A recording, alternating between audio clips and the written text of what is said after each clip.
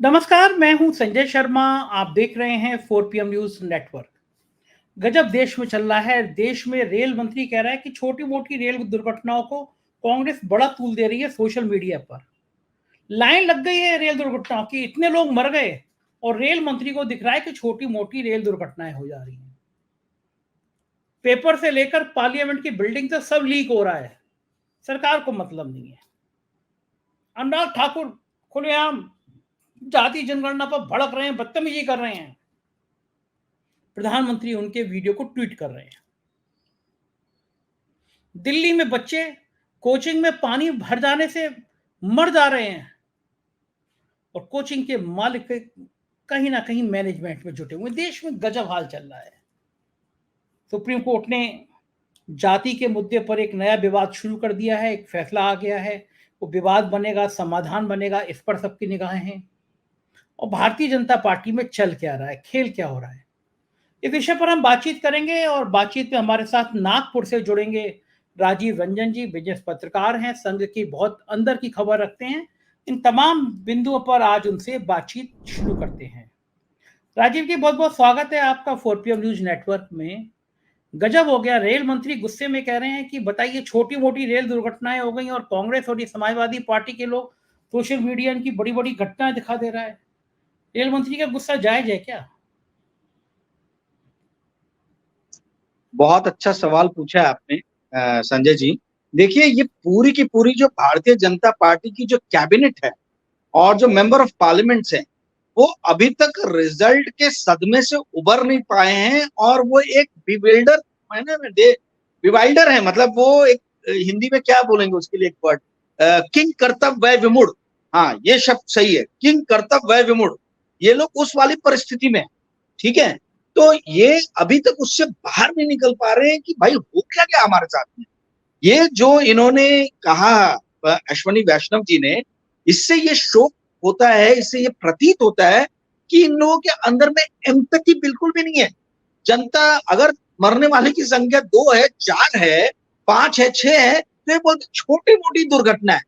आप समझिए, किसी देश का मंत्री यदि इस तरीके की बातें करता है तो उससे उसकी निष्ठुर मानसिकता ये प्रतिबिंबित होती है कि किस तरीके से ये लोग जो है जनता जनार्दन के दुखों से डिटैच हो गए, दूर हो गए। इनको ये नहीं समझ में आ रहा कि जनता कितनी ज्यादा परेशानी में जी रही है। ट्रैवल कर रहे लोग रेलवे में बैठ रहे थे, उनको मालूम नहीं है कि हम अपने डेस्टिनेशन तक जिंदा पहुंचेंगे कि नहीं पहुंचेंगे। और यहाँ मंत्री महोदय बोलते हैं कि भाई ये छोटी मोटी घटना है। आपको साफ क्यों वहां बैठाया गया है? आप यदि ये घटनाओं को नहीं रोक सकते हो तो गाड़ी घोड़े बंगले का जो आप सुख ले रहे हो, हैं, ये बड़े बड़े कॉन्ट्रैक्ट जो बांट रहे हो। आज आप रेलवे का देखिए, 2.5 लाख करोड़ का बजट है, तो ये क्या आपको 2.5 लाख करोड़ के कॉन्ट्रैक्ट बांटने के लिए वहां बैठाया जनता ने? भाई, जिस जनता ने आपको चुन के बैठाया, उनपे यदि किसी भी तरीके का कष्ट हो रहा है तो आप ये बोल रहे हो कि छोटी मोटी घटना। ये तो निर्लज्जता की, मतलब ये इन्होंने असीम सारी जो लिमिट्स रहती हैं, वो सारी लिमिट्स को क्रॉस कर दिया है। इनको बैठ के बोलते हुए टेक्नोक्रेट है, टेक्नोक्रेट है, बहुत बड़े टेक्नोक्रेट। अरे भैया, टेक्नोक्रेट है तो आप सोल्यूशन प्रोवाइड कीजिए। आप सोल्यूशन तो प्रोवाइड नहीं कर रहे हो। अच्छा, एक चीज और आप समझ लीजिए संजय भैया, नरेंद्र मोदी गवर्नमेंट में दो दो मलाईदार जो मंत्रालय हैं, वो बिना आपके कॉरपोरेट जगत के पुश के नहीं मिलते। इनके पास में आईटी जैसा एक स्ट्रॉन्ग मंत्रालय है और उसके अलावा रेलवे मंत्रालय है। तो आपको क्या लग रहा है, इंडिया को जो आईटी सुपर पावर कहा जाता है, वो भी अश्वनी वैष्णव के पास में। रेल मंत्रालय जो इंडिया का, मतलब वर्ल्ड का सेकंड लार्जेस्ट नेटवर्क है, वो भी अश्वनी वैष्णव के पास में। भैया, इनसे अगर रेलवे मंत्रालय नहीं चल रहा तो इनसे अलग किया जाए। ये 2.5 लाख करोड़ के कॉन्ट्रैक्ट बांटने के लिए इनको रेल मंत्रालय नहीं सौंपा गया है। आपको जो लोग मर रहे हैं, लोग जो कष्ट में यात्राएं कर रहे हैं, उनके कष्टों के निवारण के लिए आपको वहां पे भेजा गया। तो इस तरीके का स्टेटमेंट देना जो है, ये इनकी निष्ठुरता का प्रमाण है और ये बहुत ही गंदा इमेज प्रेजेंट करता है नरेंद्र मोदी कैबिनेट का और नरेंद्र मोदी के मंत्रालय। जी संजय। अच्छा, ये बताइए, आप तो राजीव जी बहुत करीब से देखते हैं सिस्टम को। मोदी सरकार नेताओं की जगह ब्यूरोक्रेट पे इतना निर्भर क्यों हो गई है? मेरा मानना अभी भी यही है कि समाज में ब्यूरोक्रेट ने बड़ी सफाई से कह दिया कि नेता बेईमान होता है। मेरी धारणा से अलग है। नेता को हर 5 साल बाद इम्तिहान देना पड़ता है। लोगों का दुख दर्द नहीं सुनेगा, उनके सुख दुख में भाग नहीं लेगा, तो नेता को फेल कर देंगे, 5 साल बाद हरा देंगे। देखिए, ब्यूरोक्रेट थे, एक आईएएस आईपीएस 2 साल कमरे में बंद किया और वो ब्यूरोक्रेट हो गया। उसके बाद उसको समाज से कितना सरोकार रहता है, ये मैं और आप देख ही रहे हैं, जान ही रहे हैं। नरेंद्र मोदी जी ने अपने मंत्रिमंडल में थोक में भरे हैं ब्यूरोक्रेट। यानी उनको पॉलिटिकल सिस्टम पे भरोसा नहीं है। उनको लगता नहीं है कि ये जो राजनेता हैं, कम खपते हैं, दूध सुख दुख में भाग लेते हैं, इन पे भरोसा नहीं है। और मेरे ख्याल से क्या इतिहास के पन्नों में अगर हम झांकेंगे, अश्विनी वैष्णव से ज्यादा नाकारा रेल मंत्री कोई आपको दूसरा नजर आता है, जिसके जमाने में एक के बाद एक, अभी शपथ, मोदी शपथ 3 में ही 1 दर्जन से ज्यादा दुर्घटनाएं हो चुकी हैं, मतलब कितने लोग मर चुके हैं। वो कह रहे हैं छोटी मोटी घटनाएं हो जाती हैं। आपको लगता है इतना नाकारा रेल मंत्री रहना चाहिए भारत सरकार में? सवाल ही नहीं उठता है। ये जो अपने स्लीव्स पे ना, कॉलर पे ये चला के आ रहे कि मैं तो एडमिनिस्ट्रेशन में भी था, मैं तो कॉर्पोरेट जगत में भी था, मैं सबसे ज्यादा योग्य हूं, और बोल के रेलवे आईटी ले, इनके पीछे कोई तो भी बहुत बड़ी कॉर्पोरेट लॉबी है, या मतलब कोई बहुत बड़ी कंपनी है। अदरवाइज आपको ये 2 मंत्रालय इतने बड़े मिल नहीं सकते थे, और ये दोनों मंत्रालय में बहुत भारी रूप से असफल हुए हैं। इनकी असफलताओं की कहानियों पे मतलब एक किताब मोटी लिखी जा सकती है। अश्विनी वैष्णव के टेन्योर में जो इन्होंने मिस्टेक किया है, जिन चीजों की नजरअंदाज किया है, वो अपने आप में एक अलग कहानियों का एक किताब बन सकता है, संग्रह बन सकता है। आप देखिए, आपने बहुत ही बढ़िया सवाल उठाया कि नरेंद्र मोदी गवर्नमेंट में इतने सारे टेक्नोक्रेट, ब्यूरोक्रेट क्यों? जब बॉस ही निरंकुश है, जब बॉस का ही प्रजातंत्र पे कोई विश्वास नहीं है, जब बॉस ही अकाउंटेबिलिटी जैसा जो प्रजातंत्र का, डेमोक्रेसी का मूलभूत सिद्धांत है, उसकी नजरअंदाजी करता है, नजरअंदाज करता है, उसको अनदेखी करता है, तो वो चाहेगा कि उसकी जो टीम है उसमें उसी तरीके के लोग जो सिर्फ और सिर्फ उसके प्रति अकाउंटेबल रहे, उसके प्रति जवाबदेह रहे, ना कि पूरे के पूरे गणतंत्र के प्रति या तंत्र के प्रति, सिर्फ एक आदमी के प्रति वो जवाब दे रहे हैं। तो ये जो ये आज का नहीं है नरेंद्र मोदी का। इन्होंने जब गुजरात में थे तब भी हंसमुख अधिया, और आपके अभी जो आरबीआई के गवर्नर है शक्तिकांता दास, और एक केरल कैडर से आए थे जो अब भी रिटायर हुए 2002 के बाद में, अभी 2024 में उनको दिया गया, मैं नाम भूल रहा हूं। ऐसे ब्यूरोक्रेट्स की मदद से इन्होंने गुजरात को जो है वो रन किया, और इनको लग रहा है, इनको ऐसा प्रतीत होता है कि देश को भी ऐसे ही चलाना चाहिए। तो इसलिए देखिए, हरदीप सिंह पुरी, आर.के. सिंह, देन आपका ये जो राज्य विदेश मंत्री हैं जयशंकर जी, फिर आपके ये रेलवे मंत्री अश्विनी वैष्णव, आपने सारे सारे बड़े मंत्रालय जो है ऐसे लोगों को दे दिए हैं जिनका जनता जनार्दन के प्रति किसी भी तरीके की अकाउंटेबिलिटी नहीं है। इसलिए देखिए, आर.के. सिंह को हरा दिया लोगों ने। ये लोग खड़े होंगे तो आगे इनको भी हराएंगे। ठीक है, तो कहने का अर्थ ये है कि जब आपका बॉस ही निरंकुश है, जब आपका बॉस ही एक ऐसा वर्क कल्चर बना रहा है जहां पर आपके अंदर एम्पैथी, अकाउंटेबिलिटी, इनकी कोई जगह नहीं है, तो फिर मतलब उनको किस बात का ये है? वो बोलेंगे ठीक है। और कॉर्पोरेट लॉबी जो है, संजय जी इस बात को समझ लीजिए, ये ब्यूरोक्रेट्स और कॉर्पोरेट जो है बहुत ही ज्यादा, मतलब ये मिल के काम करने वाले लोग, ये बहुत ही ज्यादा संलग्न होकर काम करते हैं। तो ये जितने भी ब्यूरोक्रेट्स आ रहे हैं, आप ऐसा मत समझिए कि इनको छांट छांट के लिया गया है इनके टैलेंट के दम पे। ये जरूर कोई ना कोई लॉबी के दबाव में लिया गया है और काम किया गया है। और एक चीज मैं आपको बताना चाहूंगा, मुझे इस चीज का बड़ा कष्ट है, दुख है, दर्द है और क्रोध भी है कि जब कांग्रेस की सरकार थी, मनमोहन सिंह की सरकार थी, तो एक शब्द का बहुत बड़ा मतलब चलन हुआ था। मतलब 2010 से लेकर 2014 तक कंटिन्यूसली हमने ये वर्ड सुना, और वो वर्ड था पॉलिसी पैरालिसिस। आज तो हर हम स्तर पे देख रहे हैं कि चाहे एजुकेशन हो, रेलवे हो, हेल्थ हो, डिफेंस हो, हर जगह पॉलिसी पैरालिसिस। तो आज क्यों नहीं पत्रकार पॉलिसी पैरालिसिस की बात कर रहे? क्यों नहीं आज हर मीडिया में पॉलिसी पैरालिसिस की बात की जा रही है? क्यों नहीं आज ये दिखाया जा रहा है कि इस देश का जो कैबिनेट है, जो मंत्री है, जो प्रधानमंत्री है, संतरी है, तंत्री है, सब के सब पॉलिसी पैरालिसिस के उसमें जो है फंस गए हैं और कुछ काम नहीं कर पा रहे? तो ये पॉलिसी पैरालिसिस वर्ड जो है, इसको फिर से मीडिया के अंदर में चलाने की जरूरत है। और हम देख रहे हैं कि शासन जो है ये पूरी तरीके से पैरालिटिक हो गया। पैरालिटिक हो गए, काम ही नहीं हो पा रहा है इनसे। तो अब मेरा मानना ये है कि ये जो नॉन परफॉर्मिंग कैबिनेट मिनिस्टर्स हैं, चाहे धर्मेंद्र प्रधान हो, चाहे अश्वनी वैष्णव हो, इनको टाटा गुड बाय करने का समय है। मोदी जी जितना जल्दी कर दें उतना उनके लिए बेहतर है। जी संजय। सही बात है। और इस बीच में कुछ हमारे पार्लियामेंट में कुछ बहुत अच्छे चेहरे, बड़े जिनकी नॉलेज बहुत अच्छी है, वो भी नजर आए। जैसे एक हमारी सांसद बनी है जो कहती थी आज़ादी 2014 के बाद मिली है। वो कहती थी कि भारत के पहले प्रधानमंत्री सुभाष चंद्र बोस थे। उन्होंने ज्ञान दिया है कि राहुल गांधी ड्रग्स लेते हैं। तो क्या आपको आइडिया है कि राहुल गांधी कौन सी ड्रग्स लेते होंगे? और मैं क्या उन सांसद जी से पूछना चाहिए हमें कि राहुल गांधी कौन सी ड्रग्स लेते हैं? मैडम ये भी बता दीजिए, क्योंकि एक टाइम में तो उन्होंने भी इंटरव्यू दिया था कि वो ड्रग्स व्रग्स के जाल में फंस गई थी, कहीं घर वर से चली गई थी छोड़ के। तो क्या ये जो आरोप है कि राहुल गांधी ड्रग्स लेते हैं, क्या लगाना चाहिए राहुल गांधी जैसे इंसान पर, जो बेचारा पूरे देश पैदल चल चल के जैसे मथा हो, जिसकी छवि अब इतनी अच्छी बन गई है लोगों के दिमाग में, उस पे इस तरह के आरोप लगाना राहुल गांधी ड्रग्स लेते हैं? क्यों करती हैं कंगना जी ऐसा? देखिए ये सब लूज कैनन है संजय जी। मतलब आप किसी के भी चरित्र पे कोई भी सवाल उठा दो, है ना, किसी को कुछ भी बोल दो, ये भाजपा के कुछ लीडर्स का ना ये पर्सनालिटी ट्रेड बन गया। ये जो है ये उनके व्यक्तित्व का अभिन्न अंग हो गया।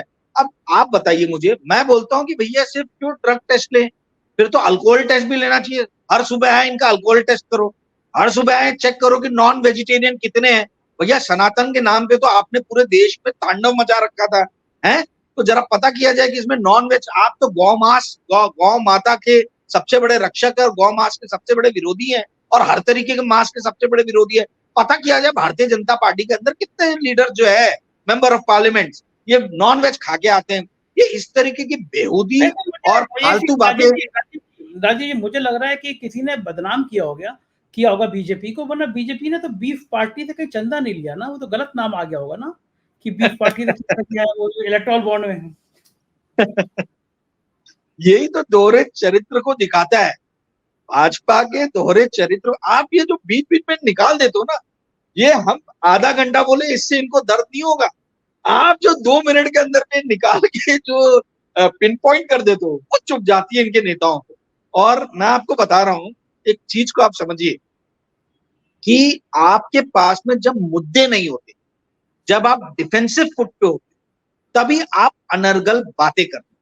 दूसरी चीज, कंगना रनावत अपना एक स्पेस बनाना चाहती, ठीक है, अभी नई नई मेंबर ऑफ पार्लियामेंट बनी है, तो उनकी तरफ कैसे नजर जाए। वो अपने आप को दिखाना चाह रही कितनी सीरियस है। वो नॉन सीरियस प्लेयर नहीं है, वो सीरियस प्लेयर है, ठीक है। तो वो दिखाने के लिए आप क्या करोगे, आप सबसे बड़े लीडर के ऊपर अटैक करो, जो अपोजिशन का सबसे बड़ा लीडर है, आप उसके ऊपर अटैक करो, ताकि आपके लिए स्पेस आपकी पार्टी के अंदर बने। यही स्ट्रैटेजी, यही टैक्टिक्स जो है, ये स्मृति ईरानी ने यूज किया। और आज आप देखिए स्मृति ईरानी कहाँ है, नामोनिशान। मैं तो 2 महीने से ढूंढ रहा हूं उनको, पता ही नहीं है कि वो कहाँ पे है, कैमरे में एक बार भी नहीं दिखी। तो इस तरीके की टैक्टिक्स। अमेठी अमेठी भी नहीं आई। अमेठी का जो मकान बनाया था वो भी खाली पड़ा हुआ है, वीरान है। वहां रौनक ही नहीं है। अमेठी में भी नहीं आ रही है। लोग याद कर रहे हैं कि आपने मकान बनाया था। अपना मकान तो देख जाओ, आजकल यूपी में कब्जे वब्जे भी हो जाते हैं। अरे आपने एक व्यक्ति का इंटरव्यू लिया था जो, जिनको जबरदस्ती घर में बुला के भारतीय जनता पार्टी में शामिल किया गया था। मेरा ये मानना है कि ये अब सही समय एक बार फिर से उनको बुलाइए कि भैया ये नजारत, ये गुमशुदा का जो है ना, अमेठी के लोग जो हैं, एक एडवर्टीजमेंट निकाल ही दें कि आप इलेक्शन के ठीक पहले, आप जो राहुल गांधी के ऊपर में कटाक्ष करते थे, तो राहुल गांधी के ऊपर तो वो चीजें हो ही नहीं रही है। वो तो आप लोगों पे पूरी तरीके से जो है वो दिख रही है। अब कंगना रनावत जो खुद मान चुकी हैं कि पास्ट में वो ड्रग एडिक्ट रही है, वो बोल रहे हैं कि ड्रग का टेस्ट लो। तो बहुत अच्छी बात है भाई, ड्रग का टेस्ट बिल्कुल लेना चाहिए, पर सिर्फ ड्रग का ही क्यों लेना चाहिए, फिर तो अल्कोहल का भी टेस्ट लेना चाहिए। और चूंकि आप सनातन सनातन सनातन को बहुत पॉलिटिकली यूज करने की कोशिश की है, तो जरा ये भी पता कर लिया जाए कि कितने आप सनातन के नियमों को फॉलो करते हो। तो मेरा कहना ये है कि कंगना रनावत जो है, अच्छा एक और चीज मैंने देखा है, ये जितने भी लूज कैनन, खासतौर पे जो औरतें, फीमेल पॉलिटिशियन है, ये सब बड़े क्लोजली अनुराग ठाकुर के साथ काम करते। एक पहले नुपुर शर्मा थी, बहुत ही क्लोजली अनुराग ठाकुर जी के साथ काम करती थी। ऐसा उन्होंने वक्तव्य दे दिया कि गल्फ कंट्री से हमारे ऊपर प्रतिबंध लगने के मतलब आसार दिखने लगे थे। आपको मालूम है हम लोग भारी मात्रा में पेट्रोल आयात करते हैं या अपना क्रूड आयात करते हैं वहां से, पूरी देश की इकोनॉमी को खतरा पहुंच सकता था। तो इस तरीके की बातें जो करना है, जो लूज कैनन, ये खुद ही पार्टी को और गवर्नमेंट को खतरे में डालेंगे। नुपुर शर्मा जी को बहुत ही प्यार से जो है साइडलाइन कर दिया गया। अब ये कंगना रनावत जी फिर वही हिमाचल प्रदेश से आ रही हैं। राजीव जी, मुझे लगता है कि अनुराग ठाकुर में कुछ तो ऐसी योग्यता है जो लोगों को आकर्षित करती है। एक बहुत संजीदा किस्म के नेता हैं, वरना कोई किसी नेता की इतनी हैसियत नहीं है कि भरे मैदान में वो नारा लगा दे, देश के गद्दारों को गोली मारो सालों को। तो ये इतनी योग्यता वाला हुनरमंद आदमी है, मतलब मोदी जी ने पता नहीं क्यों नहीं मंत्री बनाया इस बार। मतलब इतना काबिल कहाँ आदमी मिलता है देश में ना, मतलब गोली वोली मारो सालों को कहने वाला। उनकी योग्यता को कम कर दिया। लेकिन इस बार तो अनुराग ठाकुर के ने राहुल गांधी को वो दे दिया कि लोग कह रहे हैं बीजेपी ने कुल्हाड़ी भी पैर दे मारा। देखिए, गोली मारो ठाकुर जी जो है ना, बाद में बोलते हैं मेडिसिन मारने की मैं बात कर रहा था। गोली जो है वो बोले मैं गोली यानी दवाई गोली मारने की बात कर रहा था। अब देश के गद्दारों को आप दवाई क्यों दोगे भाई, बड़ी महंगी आती है ना। तो तो आप मुझे ये बताइए, देखिए अनुराग ठाकुर जी ने तो जो बोला प्रधानमंत्री जी ने उसको ट्वीट क्यों किया, मुझे ये नहीं समझ में आ रहा है। मतलब मैं आपको यही बता रहा हूँ, बिना बॉस के, जो ऊपर बैठा हुआ बॉस है, वो यदि इस तरीके के चरित्र के अपने गुण नहीं शो करेगा तो ये नीचे वालों की हिम्मत नहीं होगी कि वो इस तरीके की हरकतें करे। हिम्मत हो कांग्रेस के अंदर में एक करके बता दे, राहुल गांधी अगले दिन बाहर कर देंगे। वो चरित्रवान आदमी है, वो एकदम बाबा संत वाले उसमें चले गए, कोई लालच में किसी उसमें नहीं है, ठीक है। तो पार्टी के भी दूसरे जो लीडर्स हैं वो देख रहे हैं वहां से, और वहां से वो बोलते कि भाई जब हमारा लीडर ऐसा है तो हम लूज कैनन नहीं हो सकते। आप देखिए कोई फालतू के स्टेटमेंट नहीं आते कांग्रेस के एक भी प्रवक्ता से लेके नेता तक, क्योंकि उनको मालूम है कि जो उनके ऊपर बैठा हुआ शीर्ष पे व्यक्ति है वो बहुत ही डिसिप्लिन्ड है, वो सौम्यता में विश्वास रखता है, वो एम्पैथी में विश्वास रखता है, वो विश्वास रखता है कि आपको दूसरों का अपमान नहीं करना चाहिए, अपमानजनक शब्द नहीं यूज करने चाहिए, वो समाज के दबले कुचले वर्ग के लोगों के बारे में बात करता है। तो ये चीजें जो है, ये जो बाकी लीडर्स हैं वो भी आत्मसात कर रहे हैं। पर जब आपके ऊपर उठा हुआ बॉस जो है वो कुछ भी अनर्गल बातें कर देता है ना, लूज कैनन है, तो नीचे वाले भी लूज कैनन ही रहेंगे, कुछ भी बातें अनर्गल बातें करेंगे। तो ये क्या है, लीड बाय एग्जाम्पल। तो जो एग्जाम्पल सेट कर रहे हैं वही एग्जाम्पल ये बन रहे हैं। अब ये बोलते हैं मैंने किसी की जाति थोड़ी ना पूछी। जो स्टेटमेंट इन्होंने दिया कि जिसकी जाति का पता नहीं वो जनगणना की बात करते हैं, तो साहब ये, और उसके बाद बोलते मैंने तो किसी की जाति पूछी नहीं। तो ये तो कोई नहीं बोलता कि भैया बैल बुद्धि, भ्रष्ट बुद्धि, क्रूर बुद्धि वाले लोग जो है वो उधार की बुद्धि की कैसे बात करते हैं। अब हम ये नहीं बोल रहे कि भैया बैल बुद्धि अनुराग ठाकुर है, या भ्रष्ट बुद्धि जो है वो नरेंद्र मोदी है, या क्रूर बुद्धि अमित शाह है। आप कुछ भी अपने तरफ से अंदाजा लगाइए, हम तो नहीं बोल रहे हैं।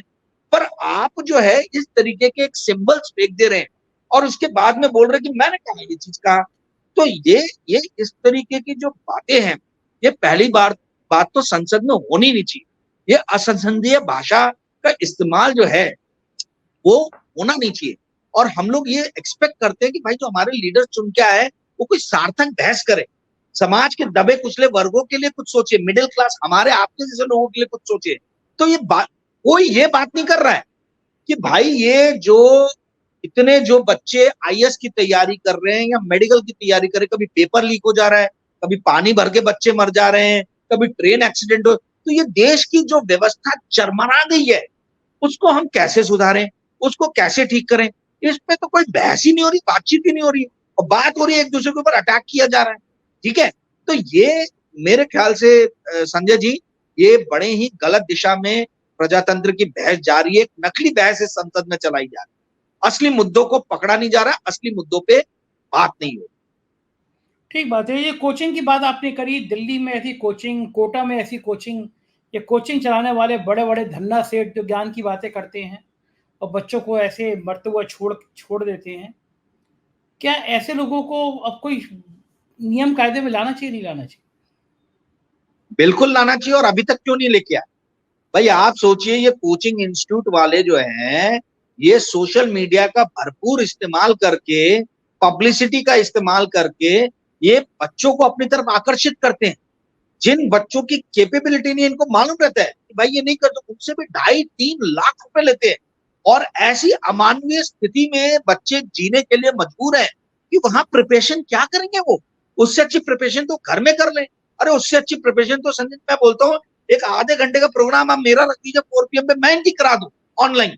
पर ये इस तरीके की अमानवीय स्थिति में जिस तरीके की प्रिपरेशन की जा रही है, वो प्रिपरेशन में, वो उस स्थिति में रह के बच्चे प्रिपरेशन कर ही नहीं सकते।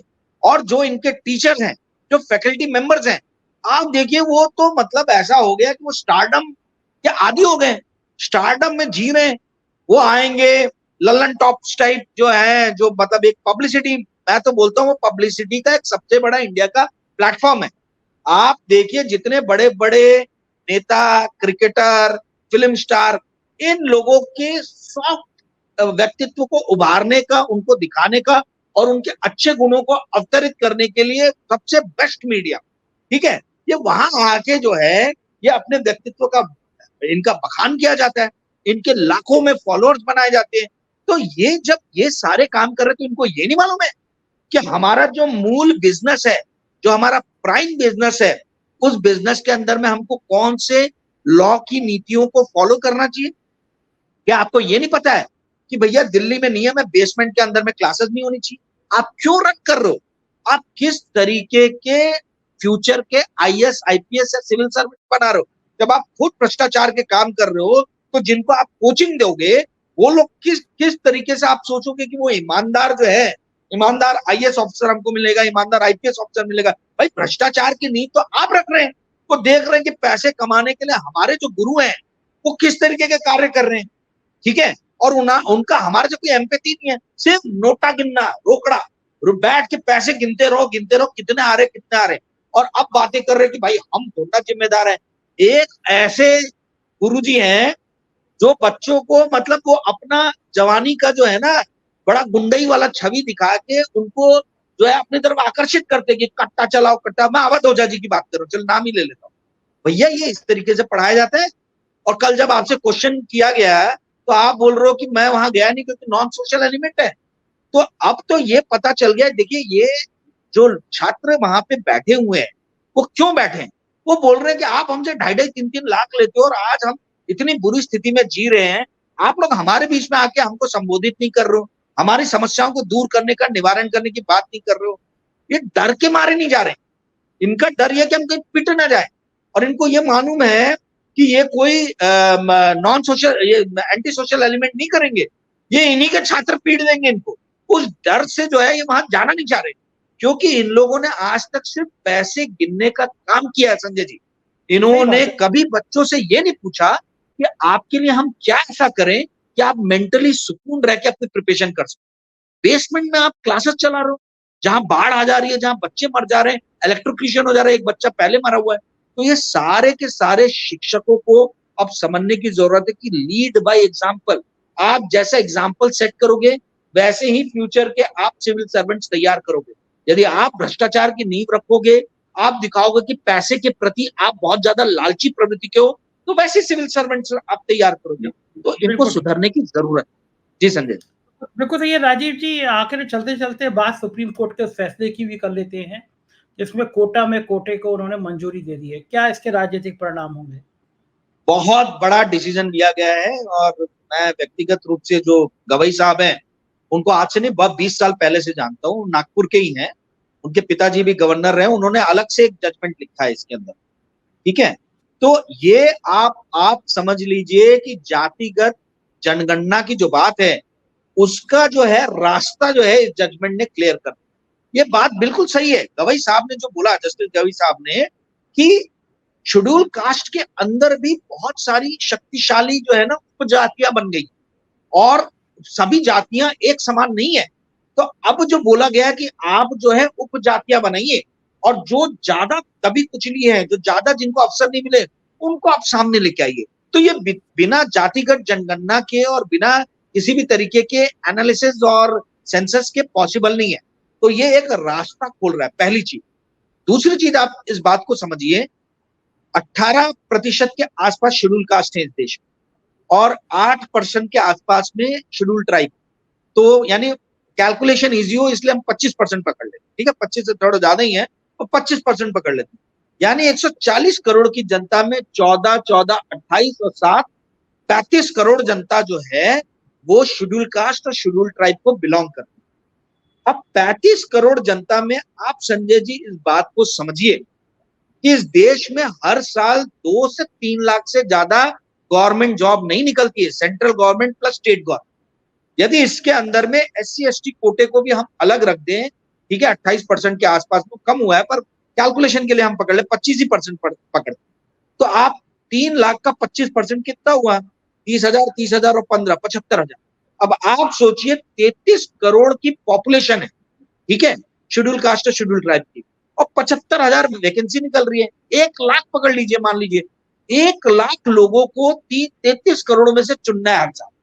तो क्या आपको लगता है कि ये जो पॉलिसी लेके आई गई थी कि भाई जो समाज के दबे कुचले लोग हैं, जो सबसे आखिरी पंक्ति में बैठे हैं, उनको फायदा पहुंचे? अब ऐसा हो गया कि SC ST के अंदर में भी वर्ग बन गए और जो क्रीमी लेयर नहीं होने के कारण, अब बताइए जो शेड्यूल कास्ट IAS ऑफिसर है उसके बेटे को क्यों मिलना चाहिए कोटा, ST के बेटे को क्यों मिलना चाहिए? तो ये बहुत ही अच्छा जजमेंट किया गया है। जिनको वाकई में फायदा मिलना चाहिए, जो आज भी SC ST में नीचे के पायदान पे बैठे हुए लोग हैं, अब ये उनका हैंड होल्डिंग करके उनको ऊपर लाने की कोशिश की जाएगी। देखिए SC ST कोटा होना चाहिए, ठीक है, और होने का रीजन क्या है कि नीचे के लोग ऊपर आने चाहिए जो इतने सालों से शोषित हैं। तो ये जो उप जातियों की कैलकुलेशन की बात है, ये बहुत ही इसके दूरगामी असर होंगे और मेरा ऐसा मानना है कि ये भारत की पॉलिटिक्स को और भारत के एडमिनिस्ट्रेशन को आने वाले दिनों में परिभाषित करें। जी संजय। बिल्कुल ठीक बात है, बहुत बहुत बढ़िया, शुक्रिया राजीव भाई, इतनी सारी बातें करी, बातचीत मजा आया, शुक्रिया। ये थे राजीव रंजन जी और हम लोग देश की राजनीति के विभिन्न आयामों पर बातचीत कर रहे थे। मुझको यकीन है ये चर्चा आपको पसंद आई होगी। चैनल को ज्वाइन कीजिएगा, सब्सक्राइब करिएगा, अपनी राय से अवगत कराइएगा। शुक्रिया, थैंक यू।